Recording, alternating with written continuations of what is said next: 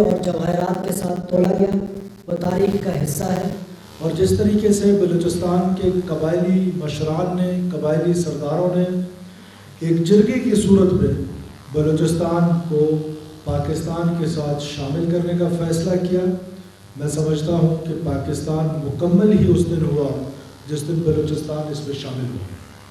اور اب یہ ہماری بدقسمتی ہے کہ ریسنٹ پاسٹ میں آپ نے دیکھا کہ جس انداز میں اس سو کالڈ نیشنلزم کے نام پر ایک پاکستان کو 3 جگہوں سے خدا نخواستہ توڑنے کی کوشش بلوچستان کے اندر کی جا رہی ہے، جو کہ میں سمجھتا ہوں کہ بلوچ قوم کو، being a Baloch, a blue blooded Baloch قوم کو میں سمجھتا ہوں کہ ایک لا حاصل جنگ کی طرف دھکیلا جا رہا ہے، جس میں کچھ حاصل نہیں ہونا ہے ماں سوائے پشت خون کے، ماں سوائے معصوموں کے خون کے، اور ماں سوائے دہشت کے، ماں سوائے بندوق کے۔ بلوچ کو بحیثیت بلوچ قوم کچھ حاصل نہیں ہونے والا، اور بلوچستان کے لوگوں کو ایک منظم سازش کے تحت پاکستان سے جو دور کرنے کی سازش ہو رہی ہے، میں سمجھتا ہوں کہ وہ ایک لا حاصل جنگ ہے، اس سے کچھ حاصل نہیں ہوگا جب جس کے زور پر، بہت غور طلب بات ہے، جس کے زور پر یہ سب کچھ کیا جا رہا تھا، جس کے ایما پر، جس کے پیسے پر، جس کے ڈالر پہ آپ پاکستان کو توڑنے کی بات کر رہے ہیں، اس کا انجام تو آپ نے 9 مئی اور 10 مئی کو مارکہ حق کی صورت میں دیکھ لیا کہ تمہارے آقاؤں نے وہ سبق حاصل کیا، اور میں افواج پاکستان، وفاقی حکومت، صدر پاکستان، بالخصوص فیلڈ مارشل صاحب کو بلوچستان کے لوگوں کی طرف سے نہ صرف اس بات کی مبارکباد دیتا ہوں کہ آپ نے اپنے سے 7 گنا بڑے دشمن کے جس انداز میں دانت کھٹے کیے، اس کو شاید خود بھی اس بات کا احساس نہیں تھا، اور تکبر کا شکار ہندوستان جو ہے، اس کا تکبر جس انداز سے آپ نے خاک میں ملایا ہے، بلوچستان کے لوگوں کو اس بات کی اہمیت کا اندازہ ہے، کیونکہ بلوچستان کے لوگ یہ سمجھتے ہیں کہ یہ جو 1%، 2% جن کا میں ذکر کر رہا ہوں، یہ بلوچستان نہیں ہے۔ ٹھیک ہے، بلوچستان کے مسائل ہیں، بلوچستان انڈر ڈیولپمنٹ کا شکار ہے، بلوچستان میں گورننس کی پریکٹسز جو ہیں وہ اتنی مناسب نہیں رہی ہے، جس کی وجہ سے ایک ان پیرلل ڈیولپمنٹ جو ہے وہ صرف پاکستان کا یا بلوچستان کا مسئلہ نہیں، بلکہ دنیا میں بہت سارے خطوں میں یہ مسئلہ پایا جاتا ہے، اور یہ بنیاد نہیں ہے اس مارا ماری کی، اس دہشت گردی کی۔ مجھے دکھ ہوتا ہے جب میں یہ دیکھتا ہوں کہ پاکستان میں جہاں دہشت گردی ہوتی ہے، جہاں مذہب کے نام پر، جس کا مذہب سے کوئی لینا دینا نہیں، اگر دہشت گردی ہوتی ہے اس کو تو ہم سارے مل کے دہشت گردی کہتے ہیں، اور پورا پاکستان اس بات پر متفق ہوتا ہے کہ ان سے نہ مذاکرات کیے جائیں، نہ ان سے بات چیت کی جائے، اور میں بھی اس سے اتفاق کرتا ہوں کہ جو بندوق اٹھاتا ہے ریاست کے خلاف اور بغاوت کرتا ہے، اس کے ساتھ مذاکرات کا کوئی راستہ نہیں ہونا چاہیے، اس کے ساتھ ہمیں rate of the state establish کرنی ہے، اور حضرت قائد اعظم محمد علی جناح کا جو خواب تھا وہ پاکستان جو ہے وہ قائم کرنا ہے، جو حقیقی خواب تھا، جس میں تمام مذاہب، تمام مسلک آزادی کے ساتھ اپنے اپنے سوچ کے مطابق اپنے ریلیجن کو پریکٹس کریں۔ یہ وہ پاکستان ہے جس کی بنیاد رکھی گئی تھی، اور اس پاکستان کو اسلام کا قلعہ ڈکلیئر کیا گیا تھا، اور وہ اسلام کا قلعہ ہے۔ آج آپ اندازہ لگائیں کہ ایرانین صورتحال میں اگر آپ دیکھیں، یا اسرائیل میں فلسطین کی صورتحال دیکھیں، یا شام دیکھیں،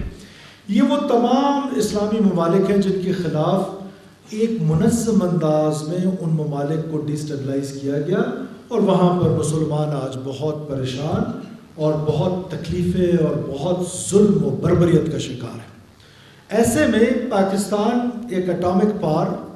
اور ایک منظم فوج کے ساتھ پوری دنیا کی نظروں میں کھٹک رہا ہے۔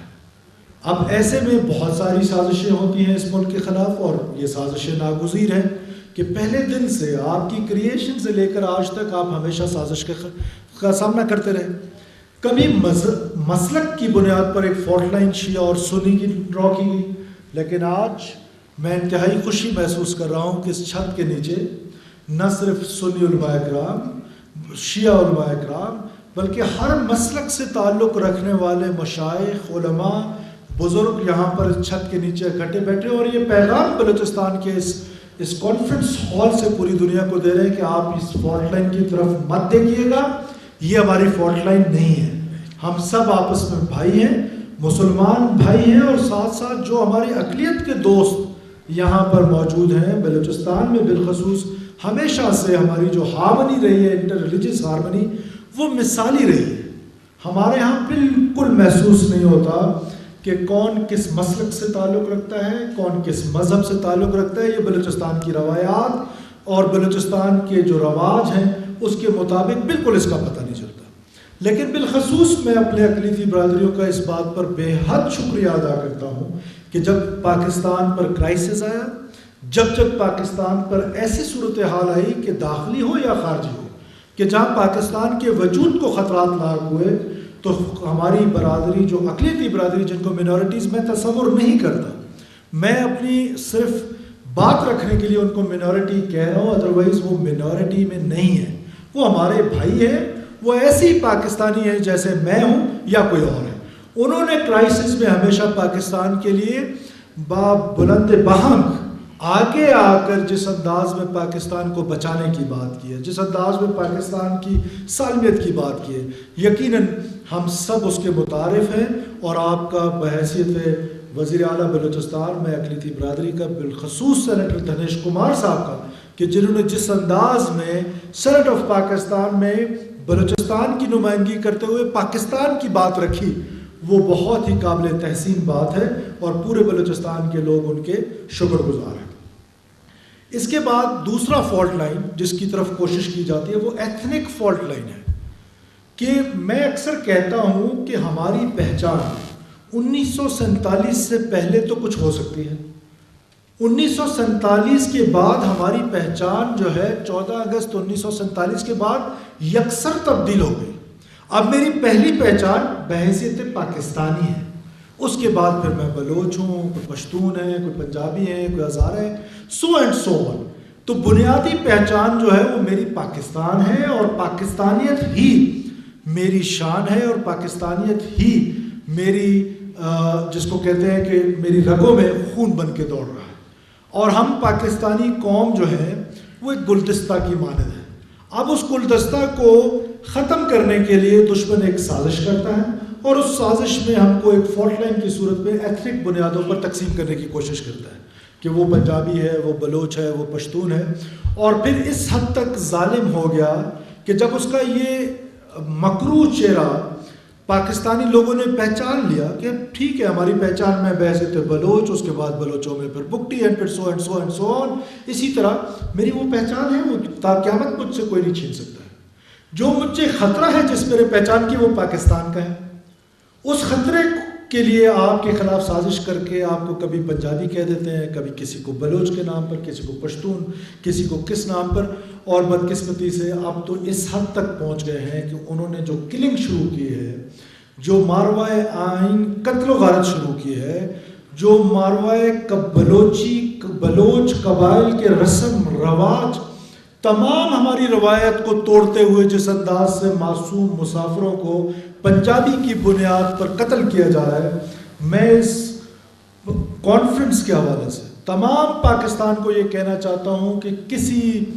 بلوچ نے کسی پنجابی کو قتل نہیں کیا ہے، کسی بلوچ نے کسی مسافر کو قتل نہیں کیا ہے، یہ دہشت گرد ہیں جو پاکستانیوں کا قتل کر رہے ہیں، اور اس قتل کے پیچھے جو کارفرما ہے، جو ان کے ارادے ہیں، وہ خدا نخواستہ پاکستان کو توڑنے کے، جو کہ ناممکنات میں سے ایک ہے، جو کہ ناممکن ہے، تا قیامت اس پاکستان نے رہنا ہے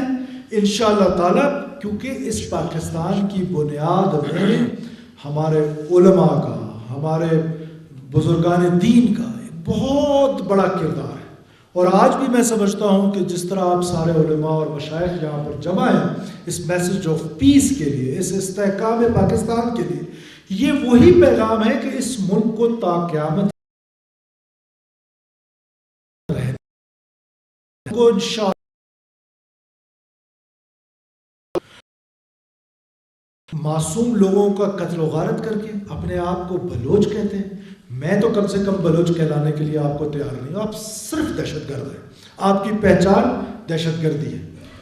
اب ہوتا کیا ہے کہ اس کے وائلنس جو ٹول ہے اس کا استعمال صرف ریاست کر سکتی ہے, اس کا اختیار صرف ریاست کے پاس ہے, کسی جتھے کے پاس نہیں, کسی گروپ کے پاس نہیں, کسی گروہ کے پاس نہیں. آئین پاکستان کانسٹیٹیوشن کے آرٹیکل 5 میں بڑا کلیئر ہے, وہ آپ کو کہتا ہے کہ unconditional loyalty towards state of Pakistan. When it is unconditional, تو یہ کنڈیشن نہیں لگائی جا سکتی کہ میں ڈیولپڈ نہیں ہوں, مجھے روزگار نہیں ملا, مجھے روزگار کے مواقع نہیں ملے, مجھے اسکول اسپتال نہیں ملے, تو میں کانسٹیٹیوشن آف پاکستان کو نہیں مانتا. کانسٹیٹیوشن آف پاکستان میں سمجھتا ہوں کہ وہ ڈاکومنٹ ہے کہ جس کو بہت بنیادی ڈاکومنٹ ہے, جس کی وجہ سے پاکستان کا وجود ہے. جب وہ کلیئر ہے اس میں, تو آپ کون ہوتے ہیں اس جنگ کو جسٹیفائی کرنے والے اور جھوٹا جسٹیفائی کرنے والے کہ ہم اس بنیاد پہ لڑ رہے ہیں کہ یہاں پر سڑک اور روڈ نہیں ہے. جو میں نے آپ سے کہا کہ مذہب کے نام پر دہشت گردی ہے, اس کو تو ہم سب مل کے دہشت گردی کہتے ہیں. اور اس کو بدقسمتی سے ایک ٹرمینالوجی استعمال ہوتی ہے کہ ناراض بلوچ. کون سی ناراضگی ہے بھائی, جس پر آپ جا کے آج اگر ڈیرہ غازی خان کے لوگ کم ڈیولپڈ ہیں یا کشمور کے لوگ کم ڈیولپڈ ہیں تو بندوق اٹھائے اور کراچی والوں کو جا کے مارنا شروع کر دیں, اور پھر اس کی جسٹیفیکیشن ڈھونڈیں کیونکہ ڈیولپمنٹ نہیں ہے کشمور میں جتنی کراچی میں, تو میں جا کے کراچی کے لوگوں کو ماروں گا.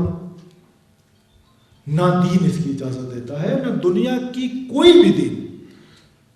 بھی دنیا کا دین اٹھا لے وہ اس معصوم لوگوں کی قتل و غارت کی اجازت نہیں دیتا ہے. ریاست سے محبت کا جو درس ہے وہ تمام دنیا کے جتنے بھی مذاہب ہیں اس کے اندر موجود ہے. اور ریاست سے جو انکنڈیشنل لائلٹی ہے وہ ہمارا نہ صرف دینی فریضہ ہے, میں سمجھتا ہوں کہ وہ ہمارا مذہبی فریضہ کے ساتھ ساتھ ہمارا قومی فریضہ ہے, اور ہم سب کو اس فریضے کو ادا کرنے میں اپنا اپنا کردار اپنے اپنے لیول پہ ادا کرنا چاہیے. جہاں میں اکثر سمجھتا ہوں پاکستان کے خلاف کبھی ایتھنک بنیادوں پہ سازش, کبھی سوشل منور کر کے سازش, کبھی یہ فتنہ, سب سے بڑا فتنہ جو اس ملک میں موجود ہے وہ فتنہ آج کی دنیا میں سمجھتا ہوں, دو اس کو ڈس ایگری کرنے کا آپ سب کو حق ہے, کہ وہ یہ سوشل میڈیا ہے. جو اتنا بڑا فتنہ اس معاشرے میں, یہ معاشرہ اس کے لیے تیار نہیں تھا. جہاں باقی دنیا نے اس کو اڈاپٹ کیا, انہوں نے پہلے اپنے جو معاشی سٹینڈرڈز تھے وہ بہت اوپر لے گئے, پھر جو ان کے معاشرتی سٹینڈرڈز تھے ان کو وہ بہت اوپر لے گئے, اس کے بعد وہ آج 4G اور 5G کو انجوائے کر رہے ہیں. بدقسمتی سے ہم اپنی معاشرتی اصلاح بھی ایز اے قوم اپنی نہیں کر پائے پچھلے 70-75 سالوں میں. ہم اپنی معاشی اصلاح بھی نہیں کر پائے, جس کی وجہ سے ایک ڈسپیرٹی نظر آتی ہے قوموں کے درمیان, ملک صوبوں کے درمیان. اس ڈسپیرٹی کی وجہ سے ایک ریاست کے خلاف ایک منظم سازش کر کے اس کو استعمال کر کے اور یہ سوشل میڈیا کا استعمال کر کے سب سے زیادہ اس کو عام بلوچستانی کے ذہن میں, ایک عام بلوچ کے ذہن میں بری طریقے سے زہر کے انداز میں گھولا جا رہا ہے, زہر کے انداز میں. اور یہ اتنی خطرناک بات ہے کہ ہماری نوجوان نسل کو ریاست سے ڈس انٹیگریٹ کیا جا رہا ہے. اس کا حل صرف اور صرف ڈائلاگ ہے کہ اس کے ساتھ, اس نوجوان کے ساتھ جس نے بندوق نہیں اٹھائی, جس نے وائلنس کا راستہ اختیار نہیں کیا, جس نے تشدد کا راستہ اختیار نہیں کیا, اس کے ساتھ بار بار انگیجمنٹ کی ضرورت ہے. اور آپ کی حکومت یہ انگیجمنٹ کا کام ہر لیول پہ کر رہی ہے, نہ صرف ڈویژنل لیول پہ بلکہ ضلعی سطحوں پر جرگے منعقد کیے جا رہے ہیں, اسٹوڈنٹس کے ساتھ ملا جا رہا ہے. جہاں ڈپٹی کمشنرز کر رہے ہیں وہاں میں خود اور کمانڈر 12 کور جو ہیں وہ ہم جا کے ہر ڈویژنل ہیڈ کوارٹر پہ اور اس کے بعد ضلعوں میں جا کے جرگے کریں, لوگوں کے ساتھ انگیجمنٹ کریں, لوگوں کو حقائق سے آگاہ کریں. آپ کو پتہ ہے کہ یہ سوشل میڈیا جو ہے اس کی کریڈیبلٹی خود بخود ختم ہو رہی ہے, اور بدقسمتی ہماری رہی ہے کہ جس کا جو جی چاہتا ہے اٹھا کے وہ آگے سے فارورڈ کرتا ہے. اور مجھے ایسا محسوس ہوتا ہے کہ آج علماء بیٹھے ہوئے ہیں, میں جسارت کروں گا تھوڑی سی ایک ایگزامپل دینے کی, آئی ڈونٹ نو کہ میں اس میں پورا اتر پاؤں یا نہ اتر پاؤں, مجھے معاف کیجیے اگر میں غلط سوچ رکھ رہا ہوں یا غلط بات کر رہا ہوں. مجھے ایسا لگتا ہے کہ یہ جو قرآن کا نزول ہے یہ سوشل میڈیا کی وجہ سے. اب آپ حیران ہوں گے کہ کیسے, میں تفصیل میں جانا چاہتا ہوں. مجھے یقین ہے کہ یہ صرف اس کو کٹ کر دیں گے اور اسی کو سوشل میڈیا پہ چلائیں گے, اس کے علاوہ کچھ نہیں چلائیں گے. تو تفصیل ہے, اللہ کرے کہ ہمارے بھائی جو سامنے کیمرہ لگا کے بیٹھے ہیں پوری تفصیل چلائیں. دیکھیے مذاہب تو پہلے بھی موجود تھے, اللہ کا مذہب تو پہلے بھی موجود تھا، اللہ کے پیغمبر تو پہلے بھی تھے، لیکن اس میں اتنی امینڈمنٹس کی انسان نے خود اس کے دین میں اتنی تبدیلی لائی کہ خدا کو یہ خیال ہے کہ انف، بس بہت ہو گئی، اب یہ قرآن ہے، اس کا میں نزول کر رہا ہوں، یہ آخری کتاب ہے، اس کے بعد یہ چیپٹر میں کلوز کر رہا ہوں۔ آج میں سوشل میڈیا کو دیکھتا ہوں تو وہی کچھ ہو رہا ہے کہ اس چیپٹر کو کہیں نہ کہیں کلوز کرنا پڑے گا، کسی نہ کسی کو اس کو کہنا پڑے گا کہ بس بہت ہو گئی۔ جس کا جی چاہے،